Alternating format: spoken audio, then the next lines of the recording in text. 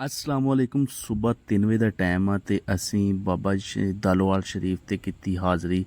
ਭਾਈ ਬਲਾਲ ਗਿੱਲ ਹੋਣਾ ਸਾਰਿਆਂ ਨੇ ਕੀਤੇ ਸਲਾਮ ਤੇ ਅਸੀਂ ਗੱਡੀ ਨੂੰ ਮਾਰਿਆ ਸਰਫ ਤੇ ਪਹੁੰਚ ਗਏ ਪੰਪ ਤੇ। ਪਹਿਲੇ ਤੇਲ ਪਵਾਇਆ, ਨਾਲੇ ਸਵੇਰ ਦਾ ਟਾਈਮ ਸੀ, ਚਾय ਸ਼ਾय ਪੀਤੀ, ਮੋਟਰਵੇ ਚੜ੍ਹਨਾ ਸੀਗਾ, ਇਸ ਕਰਕੇ ਤੇਲ ਇੱਥੋਂ ਹੀ ਪਵਾ ਲਿਆ ਫੈਸਲਾਬਾਦ ਤੋਂ ਹੀ।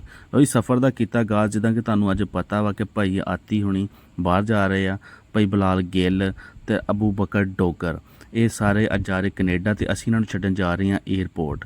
ਲਓ ਜੀ, ਪਹਿਲਾਂ ਮੈਂ ਮੋਟਰਵੇ ਤੇ ਤੁਹਾਨੂੰ ਇਹ ਵਿਊ ਦਿਖਾਉਂਦਾ ਜਾਵਾਂ ਕਿ ਅੱਜ ਦੇ ਖੂਬਸੂਰਤ ਵਿਊ ਚੈੱਕ ਕਰੋ।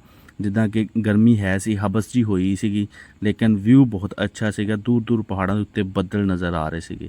ਲਓ ਜੀ, ਮੋਟਰਵੇ ਮੁਕਾਉਂਦੇ ਹੀ ਅਸੀਂ ਇਸਲਾਮਾਬਾਦ ਮਾਰੀ ਐਂਟਰੀ। Welcome to Islamabad.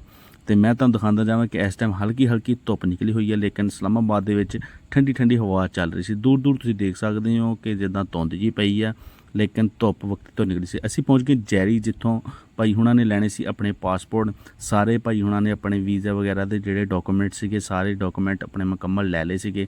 ਵਾਪਸ ਗੱਡੀ 'ਚ ਬਹਿ ਗਏ ਸੀਗੇ, ਗਰਮੀ ਬਾਹਰ ਬਹੁਤ ਸੀਗੀ। ਲੋ ਜੀ, ਫਿਰ ਅਸੀਂ ਕੀਤਾ ਰੁੱਖ ਇਸਲਾਮਾਬਾਦ ਇੰਟਰਨੈਸ਼ਨਲ ਏਅਰਪੋਰਟ ਦਾ, ਜਿੱਥੋਂ ਬਾਈ ਹੁਣਾਂ ਨੇ ਰਵਾਨਾ ਹੋਣਾ ਸੀਗਾ।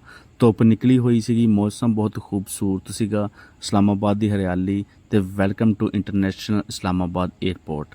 ਲਓ ਜੀ, ਟੋਕਨ ਲੈ ਕੇ ਅਸੀਂ ਗੱਡੀ ਲਾਈ ਪਾਰਕਿੰਗ ਦੇ ਵਿੱਚ। ਬਾਈ ਹੁਣਾਂ ਨੇ ਜਿਹੜਾ ਸਮਾਨ ਘੱਟ ਵੱਧ ਸੀਗਾ ਇੱਕ ਦੂਜੇ ਦੇ ਬੈਗ ਦੇ ਵਿੱਚ ਐਡਜਸਟ ਕੀਤਾ ਤਾਂ ਕਿ ਕਿਸੇ ਨੂੰ ਵੀ ਕੋਈ ਮੁਸ਼ਕਲ ਨਾ ਆਵੇ, ਸਾਰਿਆਂ ਦਾ ਸਮਾਨ ਬਰਾਬਰ ਹੋ ਜਾਵੇ।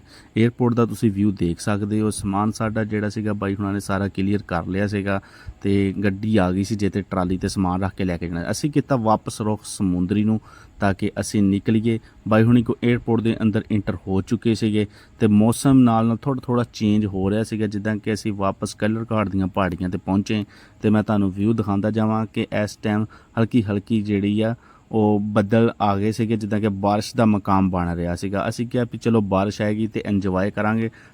ਸਫ਼ਰ ਦਾ ਇੱਕ ਲੁਤਫ ਬਣ ਜਾਂਦਾ ਬਾਰਿਸ਼ ਦੇ ਵਿੱਚ, ਖਾਸ ਕਰ ਇੱਦਾਂ ਦੇ ਵਿਊ ਤੇ।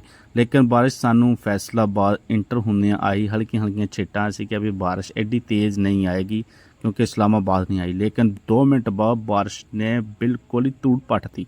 ਇਸ ਕਰਕੇ ਅਸੀਂ ਵਲੋਗ ਕੀਤਾ ख़त्म। ਅੱਲਾ ਹਾਫਿਜ਼। ਜਿਨ੍ਹਾਂ ਨੇ ਸਬਸਕ੍ਰਾਈਬ ਨਹੀਂ ਕੀਤਾ ਜਲਦੀ ਨਾਲ ਸਬਸਕ੍ਰਾਈਬ ਕਰ ਲਿਓ।